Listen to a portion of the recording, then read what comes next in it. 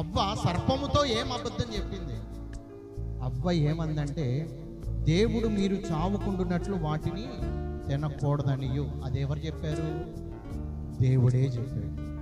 రెండో మాట, వాటిని ముట్టకూడదని. దేవుడు ముట్టకూడదని చెప్పాడా?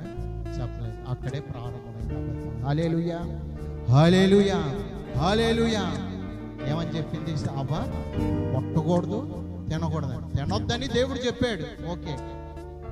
ముట్టకూడదని చెప్పాడా? చెప్పలేదు. ఇంకెక్కడ ఏం చేసింది అవ్వ?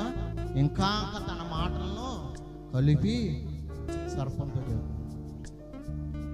అక్కడే అబద్ధాలు ప్రారంభం. సామెతలు 30వ అధ్యాయము 6వ వచనం.